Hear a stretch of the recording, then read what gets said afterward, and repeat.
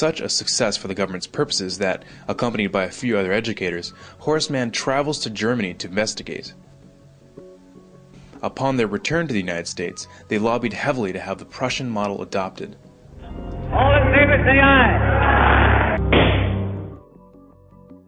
Interest in Prussia had also been growing in the northern half of the continent. Around this time, the Canadian Superintendent of Schools, Egerton Ryerson, traveled to Prussia in search of a new model of education. His journeys also included visiting Horace Mann in Massachusetts to further examine the system he would eventually adopt. George Brown, the editor of Toronto's Globe newspaper, was even quoted saying that Ryerson had successfully imported Prussian education into Ontario. During the next 30 years or so, a whole line of American dignitaries came to Germany to earn degrees. Interestingly enough, those who earned degrees in Germany came back to the United States to staff all the major universities. By 1900, all the PhDs in the United States were trained in Prussia. As the first secretary of the State Board of Education, Horace Mann promoted his new concept that the state is the father of children. He stressed that it was the responsibility of the state to ensure that education was provided for the child. A very noble idea, of course, but what exactly did he mean by that? And how did he define education? It seems like a very broad subject. It is a very broad subject. Education encompasses all of human history and all the knowledge we have gathered during that time. Not to mention, and perhaps most importantly, what we as human beings learn over our lifetime on a personal level. Horace Mann's 10th annual report in 1846 led to the first state law that made it mandatory for children to go to school. It was during that year that he supported the governor of Massachusetts in adopting the Prussian model of education for the entire state. How did he do that? The governor of the time, Edward Everett, as it turns out, was the very first to receive a PhD from, can you guess where? That's right, Prussia. From then on, it spread very quickly. Just after Everett installed the Prussian model in the state of Massachusetts, the governor of New York set up the very same method in 12 New York schools. Horace Mann's sister, Elizabeth Peabody, of the Peabody Foundation, saw to it that right after the Civil War, the Prussian system that was then being taught in the northern states was integrated into the conquered South. By 1900, most of the compulsory schooling laws that implemented the new system had been passed. From then on, every American child grew up under the Prussian system. So what exactly was the Prussian education system that everyone thought was so amazing that it just had to be adopted throughout the free world? To give you just a bit of background, in the 18th century, the Kingdom of Prussia, which is now modern-day Germany, was among the first countries of the world to introduce free and compulsory education. After the Prussians were defeated by Napoleon in 1806, it was decided that the reason why the battle was lost was that the Prussian soldiers were thinking for themselves in the battlefield instead of following orders. To make sure that this couldn't happen again, a new 8-year system of schooling was created.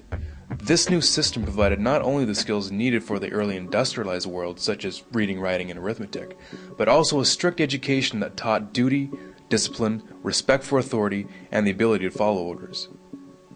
Elite children destined for higher offices went on to attend private schools, while the rest of the population had no access to the secondary education. They were destined for the working class. Through this new system, the Prussian court tried to create social obedience in the citizens through indoctrination. Every individual had to become convinced at the core of their being that the king was just, his decisions were always right, and the need for obedience paramount. In truth, the entire purpose of the system was to instill loyalty to the crown and to train young men for the military and bureaucracy. To do this, it was necessary to squeeze out all independent thinking from the masses. Influencing this new system from the beginning was Prussian philosopher Johann Gottlieb Fichte. Combining John Locke's view that the children are a blank slate and Rousseau's ideas on how to write on that slate, Prussia established an educational system that was considered scientific in nature. An important part of the Prussian system was that it defined for the child what was to be learned, what was to be thought about, and how long to think about it. In order to have an efficient policy-making class and a subclass beneath it, it was believed that one had to remove the power of most people to make sense out of the available information. In other words, critical thinking had to be done away with. Now, if you're wondering why the average person doesn't know that the North American education system is based directly on the Prussian model, it might just be because its original purpose was not designed for the good of the individual, but for the good of the government.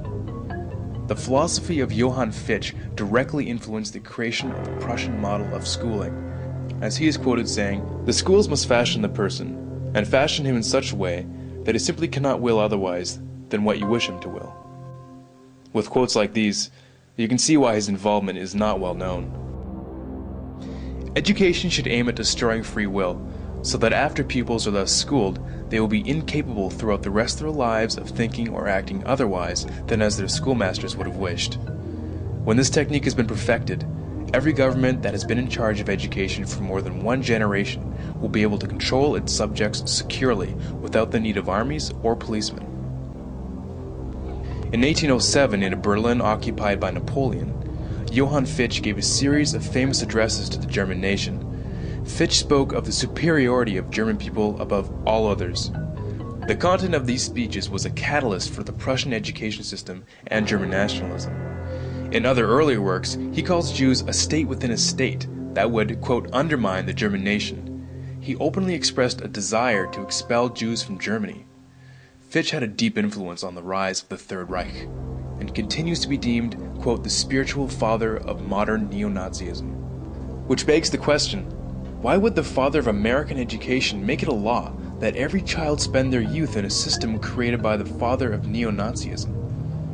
Historians reflect that one of the greatest social factors that allowed a man like Hitler to rise to power was that the German people had been bred from birth to respect authority above all else and accept it without question. Which begs another question. If the entire population of North America is raised in a system adopted from pre-Nazi Germany, what are we setting ourselves up for?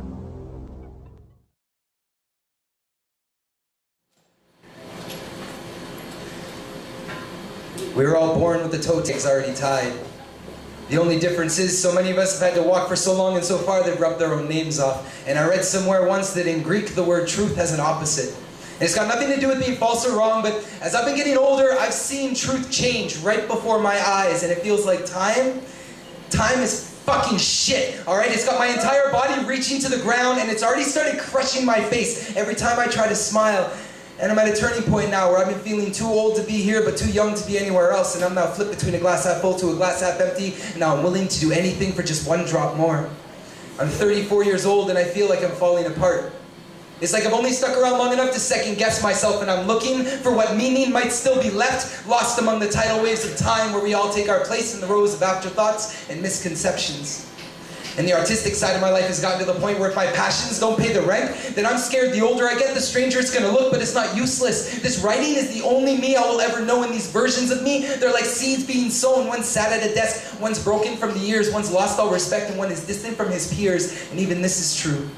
I played my part in a world that's either too slow or too fast to get us to where we're going or to what we've always wanted to be. And what's confusing to me, we've only keep in mind where we used to be, where we want to be, but rarely where we are right now. Believe me, hear me right now. This poem is a plea. We've been leaving ourselves behind like unread leaflets or leftovers left out for the dogs. And like the stray standing out from the pack, I'm starving. And I don't remember when this happened. But at some point, my dreams, they became divided between the stories that I've slept through and the ambitions I put off until tomorrow. And I don't remember why I did this, but at some point, I just stopped telling people about the things I wanted to do. It's like I stopped reaching out into the world, but rather into and through my own stomach, where fingers gripped a spinal cord that danced like a marionette. Can you hear me right now? I know I'm alone up here, but I don't want to think that I'm alone in here, because lately, I've been living my life without a target in sight, and I've been taking my lovers for granted, like the scented